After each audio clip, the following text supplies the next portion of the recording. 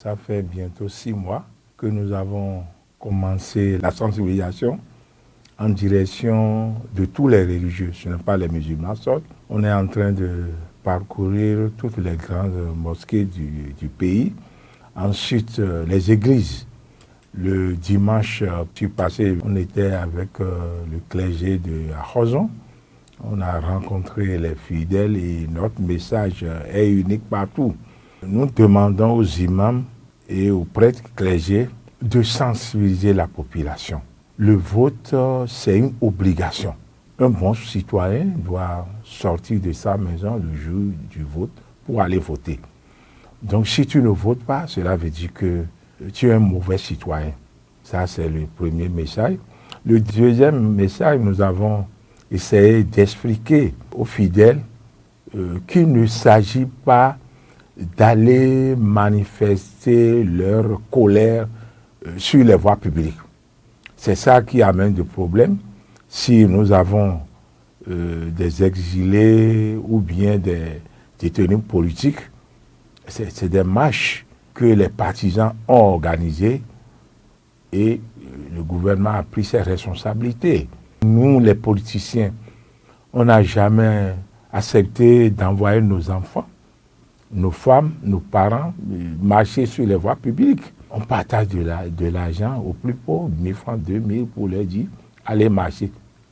Donc nous avons expliqué aux imams, aux membres du clergé, les prêtres, vraiment de dire quelque chose en direction de ces fidèles. Qu'en soient les circonstances, aller sur les voies publiques, c'est interdit.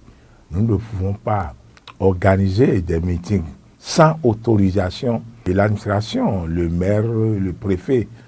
Donc il y en a qui s'en foutent de ces principes.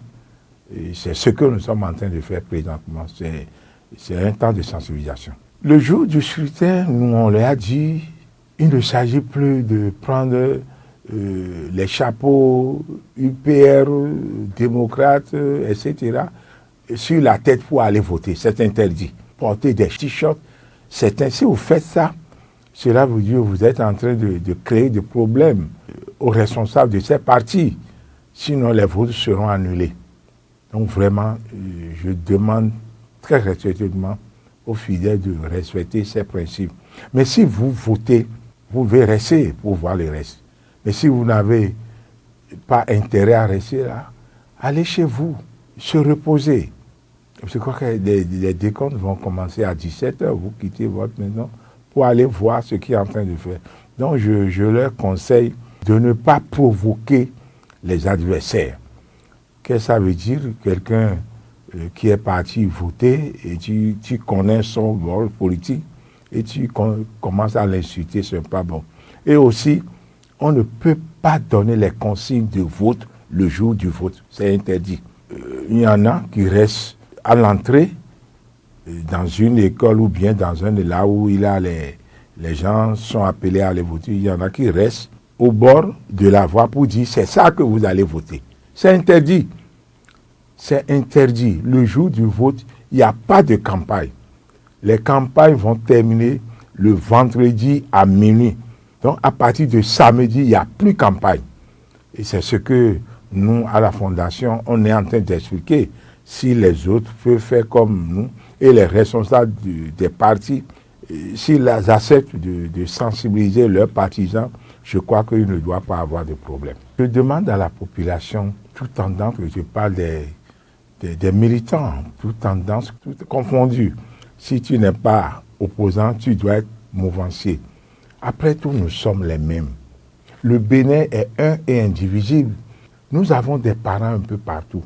Et ce n'est pas la politique qui doit nous diviser. Donc je leur demande la patience et de prier. Ce n'est pas d'aller dans les églises, dans les mosquées. Vous vous levez le matin, dans votre chambre, vous faites la toilette et vous demandez à Dieu, Dieu, le vote là, il faut que cela se passe dans les meilleures conditions.